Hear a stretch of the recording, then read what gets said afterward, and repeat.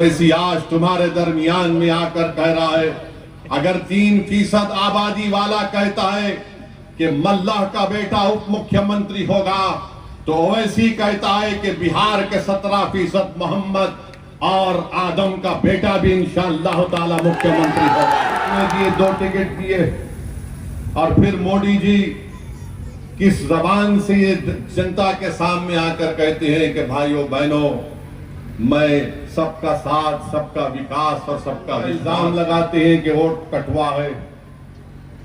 ये वोट काटने के लिए आया है। मेरे अजीज दोस्तों और बुजुर्गों, यकीनन हम वोट लेंगे। बिहार विधानसभा चुनाव है। चुनाव के दौरान और यहाँ गोपालगंज सदर विधानसभा से MIM के प्रत्याशी अनस सलाम है। उसी दौरान प्रचार करने के लिए असदुद्दीन ओवैसी बिहार के गोपालगंज ज़िले में आते हैं और वही बताते हैं कि NDA और महागठबंधन पर सीधा निशाना बनाते हैं और निशाना बना के सीधा कहते हैं नीतीश कुमार ने 20 सालों में क्या विकास किया, सिर्फ राजगीर में किया। और ये भी कहा कि महागठबंधन पर निशाना ये साधा कि लालू यादव सिर्फ अपने परिवारवाद में लगे रहते हैं। और साथ ही साथ आपको बता दें कि वो ये बोले कि डिप्टी CM 3% वाले बनेंगे, क्या 17% वाले, 18% वाले कुछ नहीं बनेंगे। और सीधा यहाँ से निशाना साधा NDA और महागठबंधन पे। सुनिए क्या कुछ मौजूद हाज़रीन इकराम, बुजुर्गान कौम और मिल्लत, मेरे गयूर नौजवान साथियों, मेरे तमाम मजलिस रुफ़ा, आप तमाम का बेहद शुक्रिया कि आप अपना कीमती वक्त निकाल कर आज मजलिस इत्तेहादुल मुस्लिमीन के इस इलेक्शन रैली में आप आए। और आप जानते हैं कि गोपालगंज विधानसभा से मजलिस इत्तेहादुल मुस्लिमीन के उम्मीदवार हमारे भाई मरहूम असलम मुखिया के बेटे अनस सलाम साहब हैं। मैं सबसे पहले अल्लाह से दुआ करता हूं कि अल्लाह सुब्हानहू व तआला हमारे मरहूम दोस्त जनाब असलम मुखिया की अल्लाह मग़फ़िरत करे, उनकी कब्र को नूर से भरे। और हम उम्मीद करते हैं कि यहाँ का एडमिनिस्ट्रेशन जो असल कातिल है हमारे भाई असलम मुखिया का, जो अभी तक नहीं पकड़ा गया है, उसको जल्द से जल्द कानून अपनी गिरफ्त में लेगा। मैं आपके दरमियान में इसलिए आया हूं मेरे अजीज दोस्तों और बुजुर्गों, आपसे अपील करने के लिए कि 6 तारीख को हक़ राय दही का दिन है, मतदान का दिन है। आप तमाम से ये बोलने आया हूं, अपील करने आया हूं कि आप अपना एक वोट मजलिस के इंतखाबी निशान पतंग छाप पर बटन दबाकर आप अपने इत्तेहाद का सबूत दीजिए, अपने सियासी शऊर का सबूत दीजिए। और गोपालगंज विधानसभा में अगर आप विकास चाहते हैं तो यकीनन आपको यहाँ से MIM पार्टी के उम्मीदवार को कामयाब और कामरान करना है। जो लोग यहाँ पर आज नहीं पहुँच सके और जो लोग आज यहाँ पर हैं, मैं आपसे अपील कर रहा हूँ कि आप उन तक हमारा पैगाम पहुँचाइए।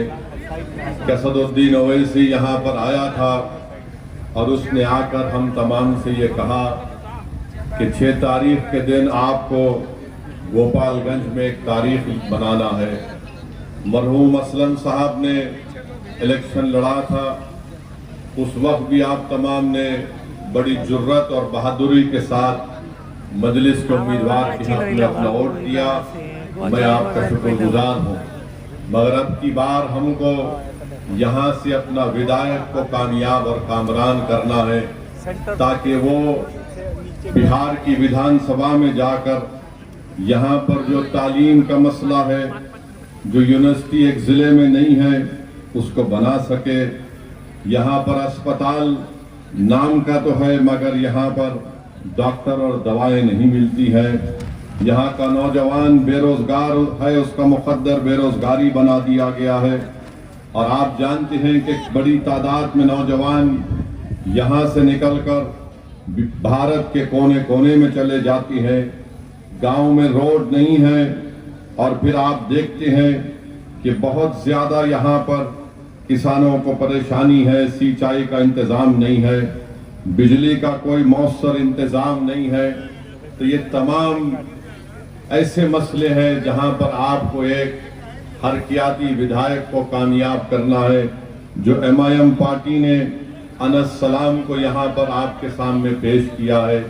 मेरे अजीज दोस्तों और बुजुर्गों, आप देखते हैं कि आज हम ये भी देखते हैं कि बिहार में जिस फीसद की नहीं है, वो ये कह रहे हैं कि अब की बार उनका उप मुख्यमंत्री राजद से होगा, और जिसकी आबादी 17% है उनका कोई नामो निशान नहीं है।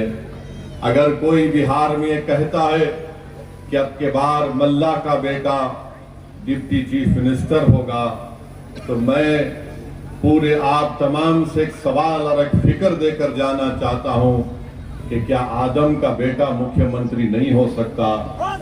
क्या अब्दुल का बेटा मुख्यमंत्री नहीं हो सकता? क्या मोहम्मद का बेटा वो मुख्यमंत्री नहीं हो सकता?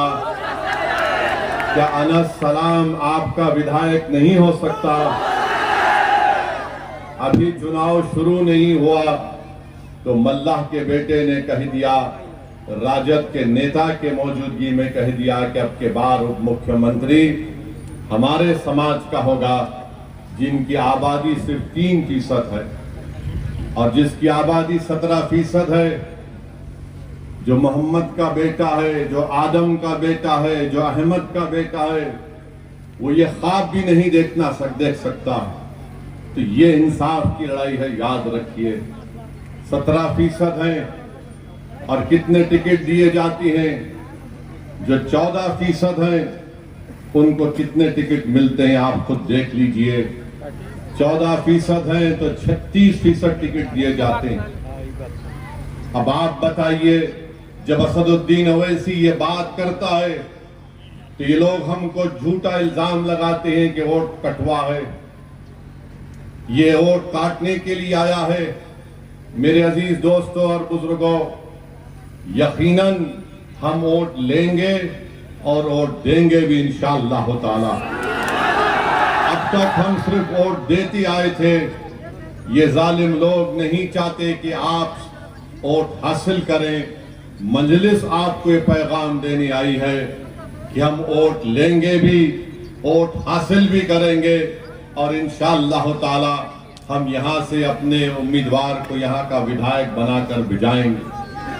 और दूसरी तरफ आप देख लीजिए, NDA है, बीजेपी है। बीजेपी तो अल्पसंख्यक समाज, जो भारत की 14% आबादी, उसमें से किसी को टिकट नहीं देते। JDU है तो कितने दिए? 2 टिकट दिए।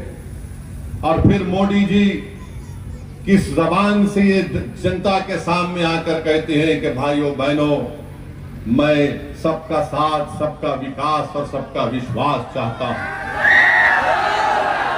आप बताइए, जब हम इंसाफ की बात करते हैं तो वो सच्चाई पर मुबन्नी है। बाबा साहेब अम्बेडकर ने जो संविधान बनाया, बाबा साहेब अम्बेडकर ने संविधान में लिखा कि अब तो मैं संविधान बना रहा हूं, तब ये जिम्मेदारी उन कमजोर लोगों की है जिनके पास कोई ताकत नहीं है। अगर उनको ताकत हासिल करना है, उनको अगर सामाजिक न्याय को हासिल करना है, अगर उनको बराबरी चाहते हैं, अगर वो हिस्सेदारी चाहते हैं, अगर वो इज्जत चाहते हैं, अगर वो समाज में अपना मुकाम चाहते हैं, अगर वो नाइंसाफी को खत्म करना चाहते हैं, अगर वो जालिम के जुल्म को रोकना चाहते हैं, तो बाबा साहेब अम्बेडकर ने संविधान में लिख दिया कि तुमको इंसाफ को हासिल करना पड़ेगा, तुमको भाईचारगी को हासिल करना पड़ेगा, तुमको आजादी को हासिल करना पड़ेगा।